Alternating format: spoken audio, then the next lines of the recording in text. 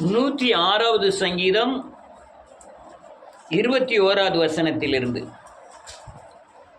எகிப்திலே பெரிய காரியங்களையும் காமின் தேசத்திலே அதிசயங்களையும் சிவந்த சமுத்திர தண்டையிலே பயங்கரமானவைகளையும் செய்தவராகிய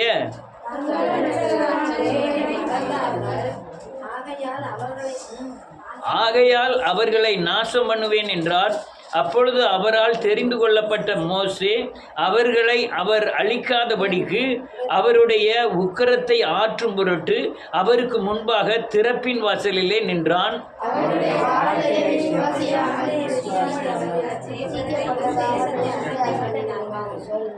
கர்த்தருடைய சத்தத்திற்கு செவி கொடாமல் தங்கள் கூடாரங்களில் முறுமுறுத்தார்கள்.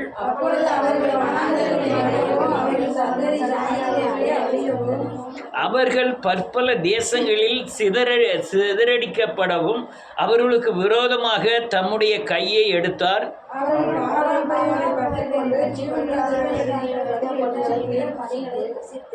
தங்கள் கிரியைகளினாலே அவருக்கு கோபம் ஊட்டினார்கள். ஆகையால் வாதை அவர்களுக்குள் பூந்தது. எல்லாம் சேர்ந்து வச்சுப்போம். அப்பொழுது பினேகாஸ் எழுந்து நின்று நியாயம் செய்தான். அதனால் வாதை நிறுத்தப்பட்டது. எல்லாரும் உட்காரலாம்.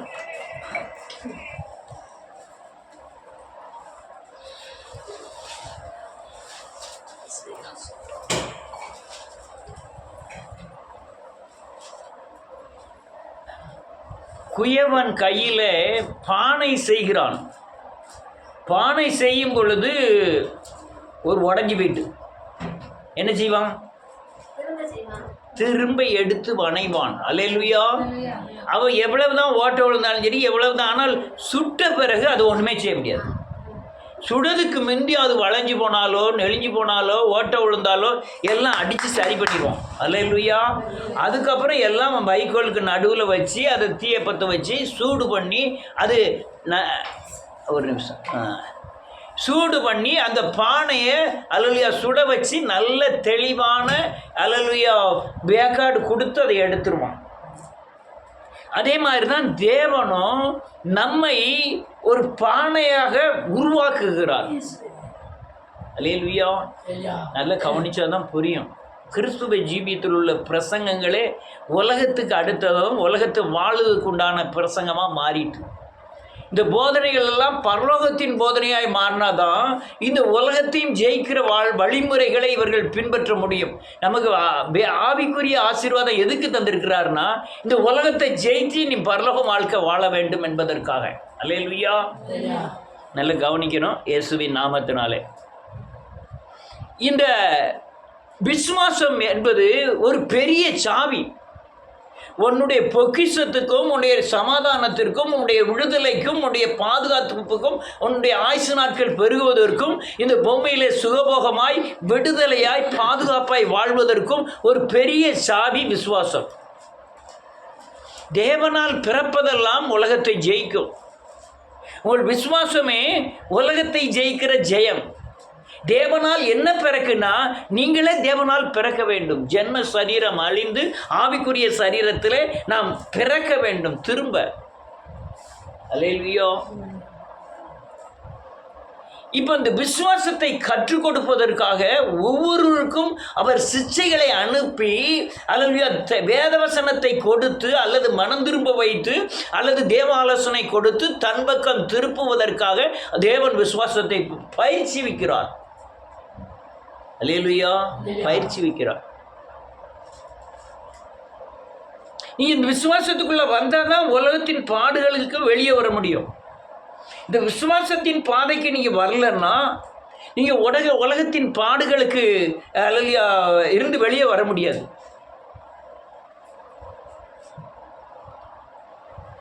ஆனால் விசுவாசம் எதில் இருக்குன்னா, நீங்கள் வேத வார்த்தையை கைகொள்ளுவதன் மூலமாக தான் விசுவாசமே நீங்கள் கற்றுக்கொள்ள முடியும்.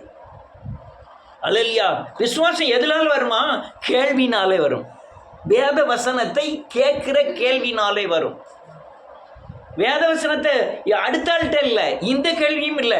எந்த கேள்வி? நீங்கள் வாசிக்கிற வசனத்தை நீங்கள் கேட்கணும். இந்த வார்த்தையை நீங்கள் கைகொள்ள ஆரம்பிக்கும் பொழுது தான் இந்த உலக வாழ்க்கைக்கும் ஆவிக்குரிய வாழ்க்கைக்கும் வித்தியாசங்கள் ரொம்ப ஏற்படும். அங்கே செய்யுங்க, அங்கே செய்யாதேங்க. அங்கே அல்லேலூயா பாருங்க, அங்கே பார்க்காதேங்க. அங்கே எடுங்க, அங்கே எடுக்காதேங்க. ரெண்டுக்கும் வேறுபட்ட வாழ்க்கை. அல்லேலூயா. சொல்ல போனால் உலகத்துக்கு கிறிஸ்துவ ஜீவியம் பைத்தியமானது, கிறிஸ்துவத்துக்கு உலக ஜீவியம் பைத்தியமானது. இந்த ஜீவியத்தில் நீங்கள் விசுவாசத்தை பெற்றால்தான் இந்த பூமியிலே பிசாசை ஜெயித்து பிசாசின் கரத்தில் இருக்கிற உலகத்தின் தன்மைகளை நீங்கள் பெற்றுக்கொள்ள முடியும் என்பதற்காக தேவன் விசுவாசத்தை பயிற்சிவிக்கிறார். அநேகர் என்ன நினைக்காங்க, ஞாயிற்றுக்கிழமை சர்ச்சுக்கு போனால் போதும், வேதத்தை கேட்டால் போதும், 2 ஜெபம் பண்ணால் போதும், அல்லது விடிய காலமும் நைட்டும் ஜெபங்களில் கலந்து கொண்டால் போதும் அப்படின்னு நினைக்க. இல்லை, வாழ்க்கை முறை, உங்கள் பின்னால் இருக்கிற வாழ்க்கை முறை தான் அல்லேலூயா நீங்கள் கிறிஸ்துவ ஜீவியத்தின் அல்லேலூயா ஆவியானவர் கிரியை செய்ததின் அடையாளம், அல்லது நீங்கள் விசுவாசத்தின் கிரியை செய்வதற்குண்டான அடையாளம், அல்லது இன்னும் விசுவாசத்தில் நீங்கள் கிரியை செய்வதற்குண்டான அடையாளம் தேவனுடைய வார்த்தையின்படி நடத்தல். உள்ள யாருன்னா இருக்கா கேக்கா? அல்லேலூயா. எல்லாரும் கையில் ஃபேனை கொடுத்தோன்னா ஃபேனை பிடிக்க வீசிக்கிட்டே உறங்கிடக்கூடாது. அல்லேலூயா. ரொம்ப முக்கியமான ஒரு பாடம். நீங்கள் யாராக இருந்தாலும் ஐயா இந்த சங்கடத்துக்குள்ளே போக வேண்டாம், நான் வேதவசனத்தை வாசி அதன்படி நடக்க மாட்டோம்னீங்கன்னா இந்த தேவன் அல்லேலூயா உங்களை உருவாக்குகிற உபத்திரவம் உங்களுக்கு வராது. ஆனால் தேசத்தின் உலகத்தின் பிசாசின் பிடியில் உள்ள உபத்திரவங்கள் வரும். நீங்கள் அந்த பிசாசின் பிடியில் உள்ள உபத்திரவத்தை ஜெயிக்க தான் தேவன் வார்த்தையில் நடக்க வைத்து உன்னை விசுவாசத்தில் பலப்படுத்துகிறார். அல்லேலூயா. பெரிய சாவியை தாரம்னாரு. யார்கிட்ட? பேதுருட்ட சொன்னார். நீ பூமியிலிருந்து எதை கட்டுவே அங்கே கட்ட விட்டுருக்கோம், எண்ணத்தை கட்ட அவிழ்க்கே அங்கே கட்ட அவிழ்க்கப்பட்டிருக்கோம், இந்த சாவியை நீ வச்சுக்கன்னு கொடுத்துட்டாரு. அல்லேலூயா. அது அல்லேலூயா. அது பேதுரு கையிலேருந்து ஊழியக்காரர் கையில் வந்து இப்போ போப்பாண்டவர் கையில் இருக்குன்னு ஆர்சியில் பேசுகிறாங்க. போப்பாண்டவர் கையில் இருக்குன்னு நினச்சிடாதீங்க. ஒவ்வொருத்தர் கையிலையும் இந்த சாவி இருக்கணும். நீ வச்சிருக்கேல என்னமோ தெரியல. அல்லேலூயா. சாவியை தொலைச்சிட்டு வந்தீங்கன்னு தெரியல. ஆனால் சாவி, அந்த சாவி ஒன்று தான் உங்களை வாழ வைக்கும். விசுவாசம் என்கிற சாவி மட்டும்தான் நீங்கள் சமாதானமாய் வாழ முடியும். ஆனால் அதை கற்றுக் கொடுக்கிறார் தேவன். அல்லேலூயா. ஒரு 2 வசனத்தை வாசிப்போமே. இதில் ஒரு 12வது வசனத்தை வாசிப்போம்.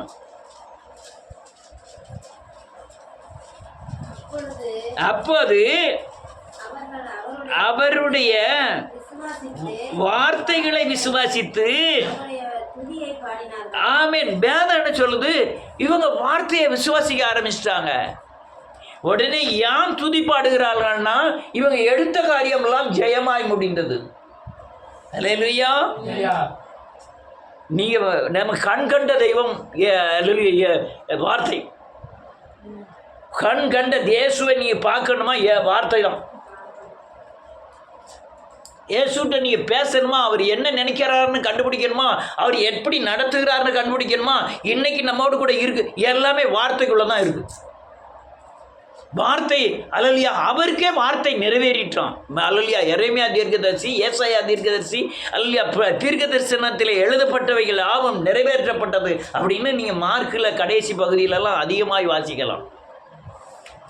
அல்லேலூயா. அவருக்கு மட்டுமல்ல, வேதவசனத்தில் கிறிஸ்துவர்களாய் வந்த எல்லாருக்குமே இந்த அல்லேலூயா அவர்களுக்கு அல்லேலூயா எழுதப்படுகிறது. வார்த்தை எழுதப்பட்டிருக்கிறது. வார்த்தையை நீங்கள் கை கொண்டாதான் விசுவாசத்தில் பலப்பட முடியும். விசுவாசத்தில் பலப்பட்டாதான் இந்த பூமி பிசாசின் கையிலே ஆளுகைக்கு உட்பட்டிருக்கிறது.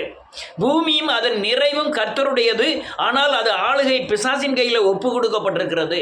நீங்கள் வார்த்தையை நடைமுறைப்படுத்தி இயேசுவை போல மாறி விசுவாசத்தை கிரியை செய்தாதான் அவன் பிசாசை ஜெயித்து அவன் கரத்தில் உள்ள ஆசீர்வாதத்தை நீங்கள் சுதந்திரிக்க முடியும்.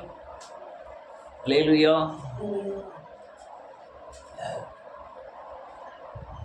இன்னொரு வசனத்தை வாசிப்போம். 24வது வசனம். அவருடைய வார்த்தையை விசுவாசியாமல்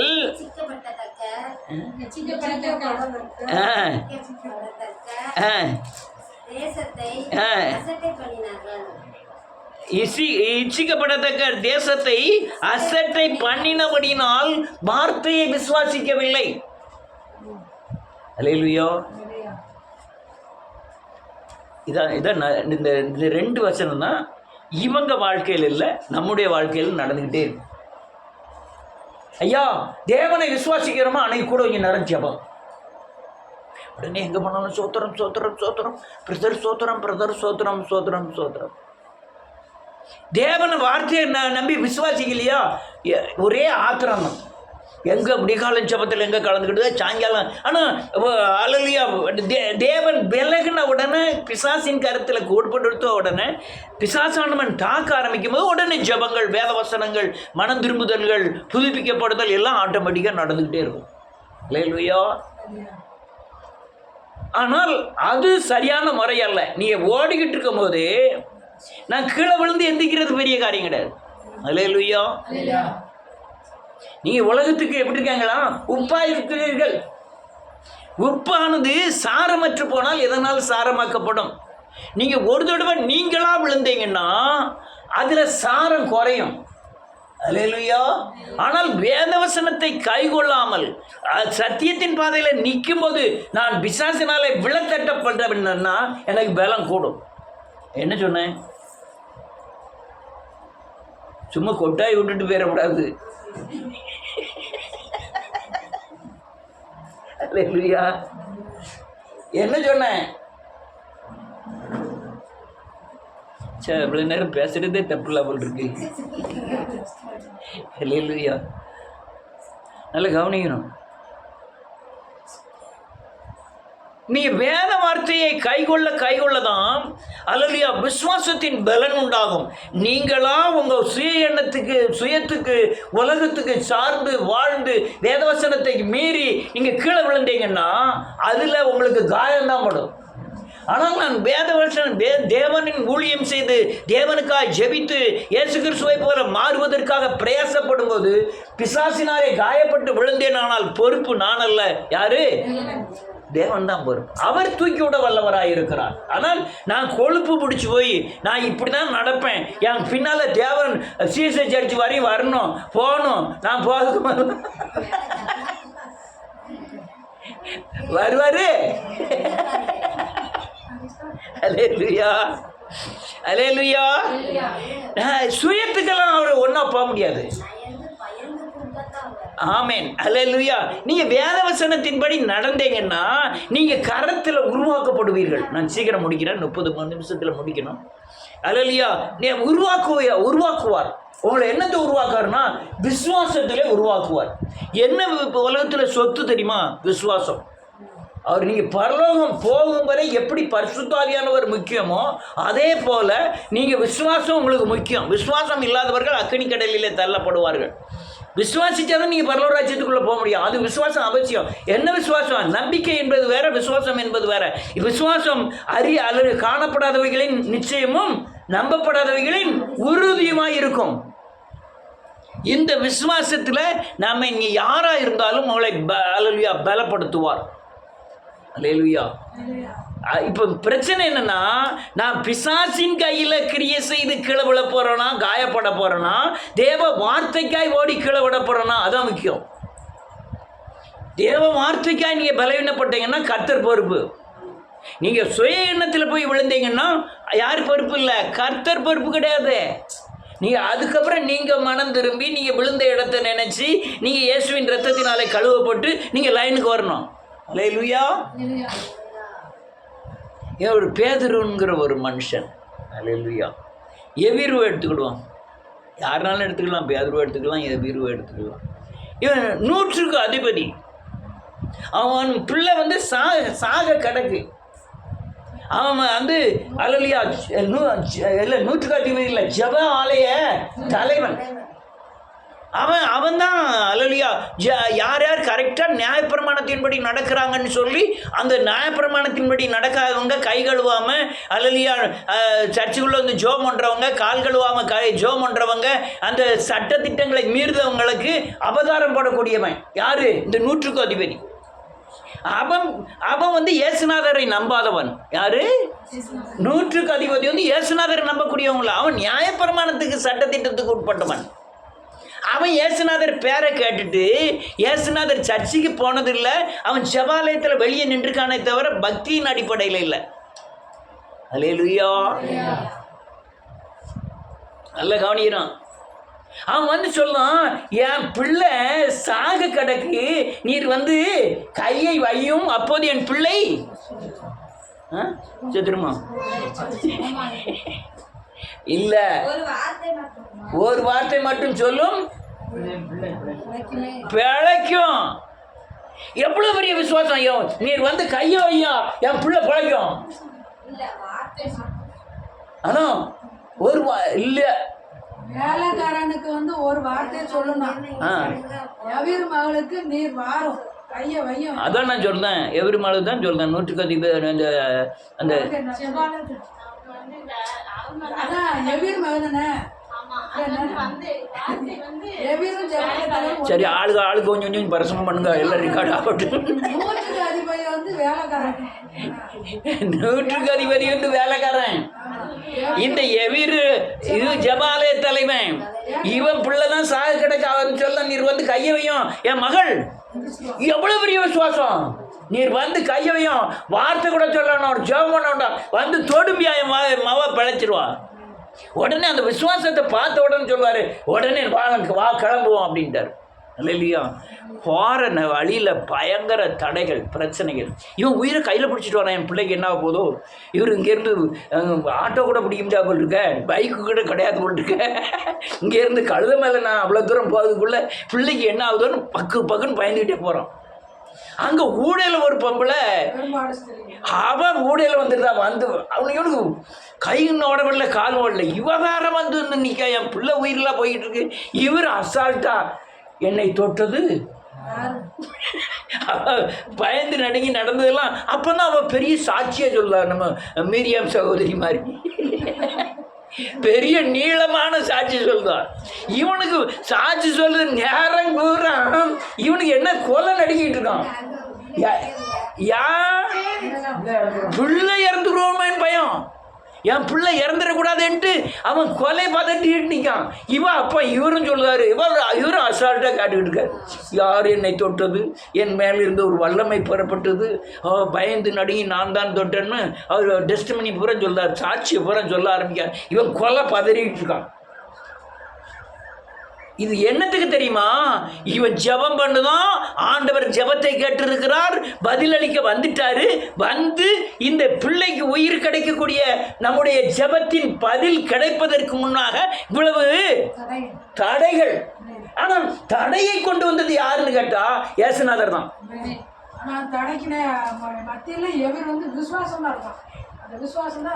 விசுவாசம் அவுட் ஆக போதே, எவீருக்கு விசுவாசம் அவுட் ஆக போதே. அல்லேலூயா. அந்த அளவுக்கு தடைகள். நான் எதுக்கு சொல்ல வரேன்னா, நீங்க ஜெபம் பண்ணனாலும் நீங்க விழுந்தாலும் அல்லேலூயா உங்களுக்கு தடை வரும். ஆனால் உங்க தடையிலிருந்து நீங்க வெளியே வர்றதுக்கு உங்களால முடியாது. யானை விசுவாசத்தை தொடக்கிறவர் அவரு. இவனுக்கு கொலை பதறிக்கிட்டு இருக்கான். ஒருத்தர் வந்து சொல்லலாம், போதகரை வருத்தப்படுத்துவானோ, மகள் என்ன செஞ்சிட்டா, மரித்து போனாள். உடனே ஆண்டவர் உடனே திரும்பி பார்த்தாரு, இவனுக்குள்ளே இருந்த விசுவாசம்லாம் அவுட் ஆகிட்டு. அப்போ தான் அவர் சொல்லார், பயப்படாதே, நீ எப்படி விசுவாசம் உள்ளவனாயிரு. உன் பலவீனம் அவிசுவாசம். அந்த அவிசுவாசத்தை நீக்கி நீ ஒவ்வொரு கிறிஸ்துவனுக்கும் நடக்கக்கூடிய காரியங்கள் இது. ஒவ்வொருத்தனுக்கும் நடக்கும். நம்ம மனுஷன் தானே, ஒரு நேரத்தில் மறுதளிச்சிருந்தோம், ஒரு நேரத்தில் ஆண்டவரேன்னு கூப்பிடுதோம். ஆமென். நம்மகிட்ட யார் மறுதளிக்காத ஆள் யார் இருக்கா? நீங்கள் மறுதளிக்கிற தாவீது ஐயா, ஏசுநாதர் மறுதளிச்சிருக்கீங்களா இல்லையா? மறுதளிக்காத ஆள் யார் இருக்கா? செல்வி கண்டு மறுதளிக்கிறியோ? கூட கொஞ்சம் வயிற்று வலிச்சுட்டா என்ன ஆகும்?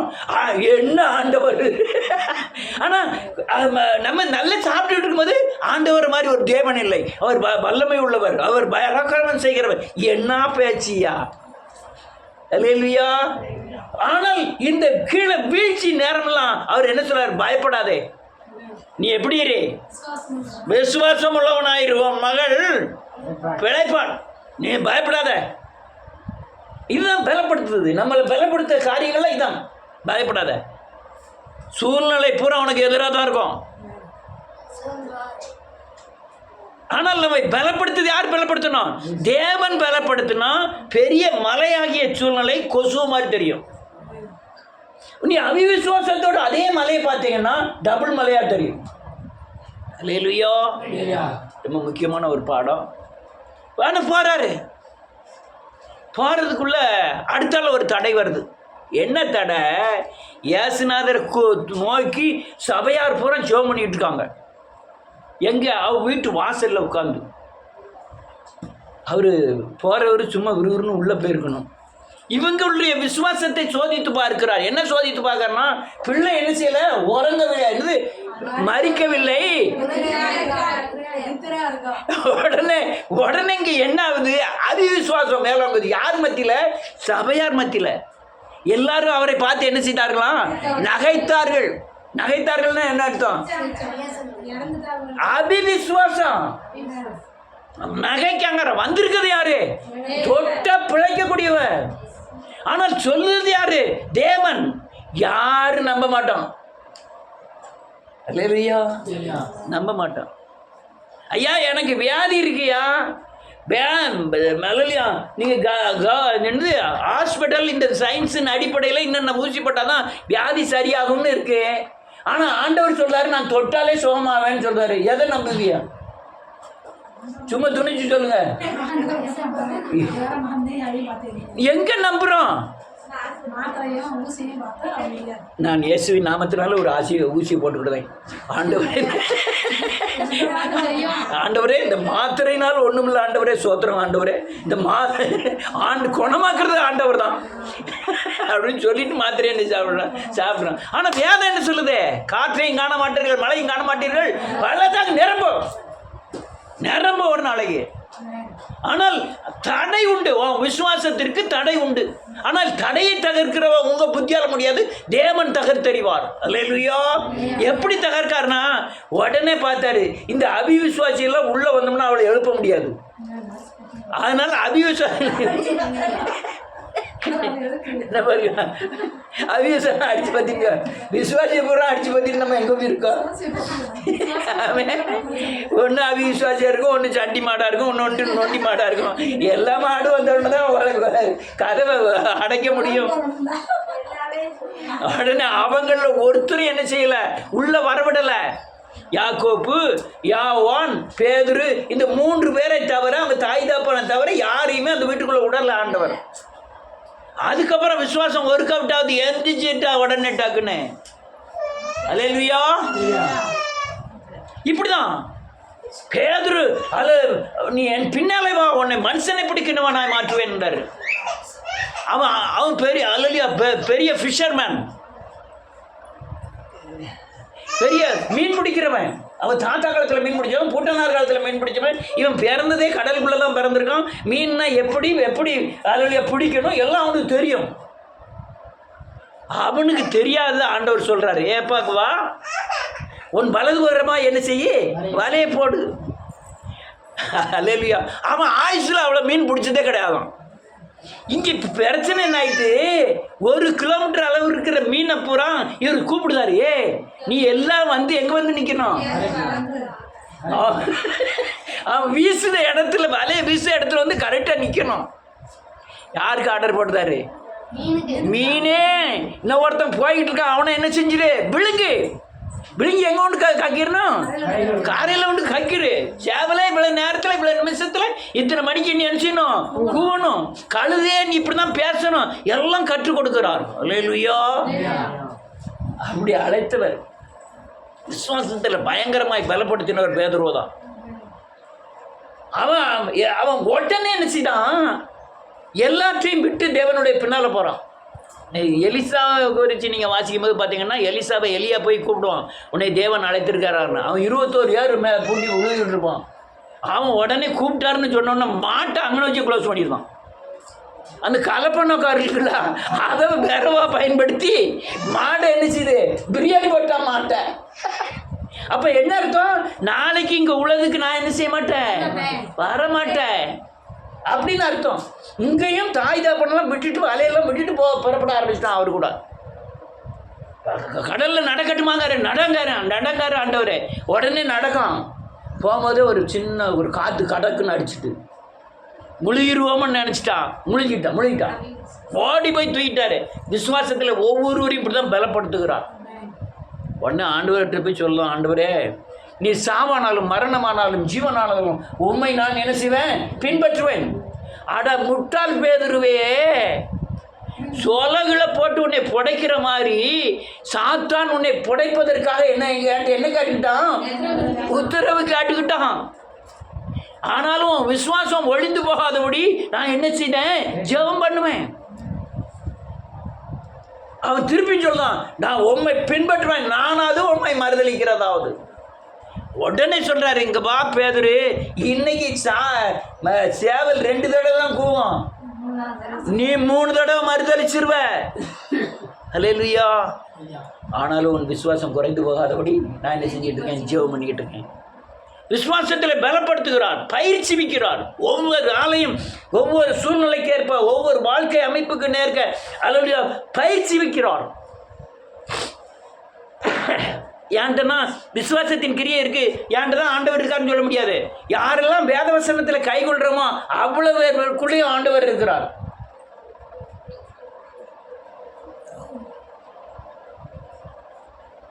என்ன செய்யற, விடியாரம் 10 மணி ஆகுது, கொட்டாய் அளவை நெருக்கி என்ன செய்ய. அல்லேலூயா, முடிஞ்சுது. அல்லேலூயா. உடனே சேவல் போயிட்டு 3ஆம் நாளுக்கு அல்லேலூயா காணங்கசந்து அழுதானா. இவர் சொன்னதை போல அவனுக்கு ஞாபகப்படுத்தி மனங்கசந்து அழுதான். 27:67 மத்தையில். சரி, இவ்வளோ வேண்டாம், இப்போ எடுக்கண்டா. அல்லேலூயா. இது முடிஞ்சிட்டு சரி எல்லாம் பலப்படுத்திட்டார். பேதுரு இவ்வளோ காணம் விசுவாசத்தில் பலப்படுத்த போறாதையா. எங்கே வலையெல்லாம் விட்டுட்டு வந்தான், கடல் மேலே நடக்க செய்தான், அநேக அற்புத அடையாளங்கள் செய்யும்போது கூட இருந்திருக்கான். பேதுருவை லாசுருவை எழுப்பும்போது கூட இருந்திருக்கான். இந்த சின்ன பிள்ளை உயிரோடு எழுக்கும்போது கூட இருந்திருக்கான். அவ்வளவு விசுவாசத்தில் பலப்பட்டா போறாது. ஆண்டவர் மரித்த உடனே என்ன பண்ணான் தெரியுமா, சட்டையெல்லாம் கலத்தி தூர போட்டுட்டு, வா யோவான், வா யாக்கோப்பு, நம்மளாம் எங்கே போயிடுவோம். என்ன அர்த்தம், விசுவாசம்லாம் எங்கே போச்சு, எல்லாத்தையும் தூர போட்டு வந்தவன் மீன் பிடிக்க போயிட்டான். அப்பவும் ஆண்டவர் பலப்படுத்துகிறார். அல்லேலூயா. நீ அவிசுவாசியாக இராமல் விசுவாசம் உள்ளவனாயிரு. அல்லேலூயா. விசுவாசம் உள்ளவனாயிரு. அதனால் நான் இப்போ என்ன சொல்கிறேன், ஒவ்வொரு வசனத்தை நீங்கள் எவ்வளவு தூரம் கை கொள்ளுகிறீங்களோ அப்போ தான் உங்களுக்கு ஆவிக்குரிய கண்கள் திறக்கப்பட்டு இந்த உலகத்துக்கு அப்பாற்பட்ட கிரியைகள் செய்யும்படியான பலன் உங்களுக்குள்ளே ஏற்படும். அல்லேலூயா. விசுவாசத்தின் கிரியை செய்வதற்குண்டான பலன் இந்த பூமியிலே ஏற்படும். அல்லேலூயா.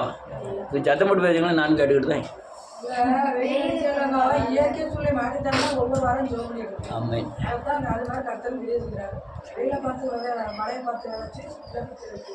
அல்லேலூயா. அப்போ நீ உங்களுக்கு தெரியலை, அதாவது நம்ம எல்லாத்துக்குமே தேவன் நடத்துதல் என்னன்னு தெரியல. நீங்கள் எத்தனையோ தடவை விழுந்திருப்பீங்க, அது உங்கள் சுய பலத்துக்காக விழுந்திருப்பீங்க. தேவ வசனத்திற்காக எப்பமெல்லாம் விழுறீங்களோ அப்பமெல்லாம் ஒரு படி மேலே ஏறுவதற்கு உண்டான விசுவாசத்தில் பயிற்சி கொடுத்து உங்களை பலப்படுத்துவார். அல்லேலூயா. நீங்கள் எல்லாருமே ஆண்டவர் வேண்டான்னு போட்டோன்னா எப்பவுமே போயிருக்கலாம். ஆண்டவர் விடலை, நம்மளை என்ன செய்யலை, விடலை.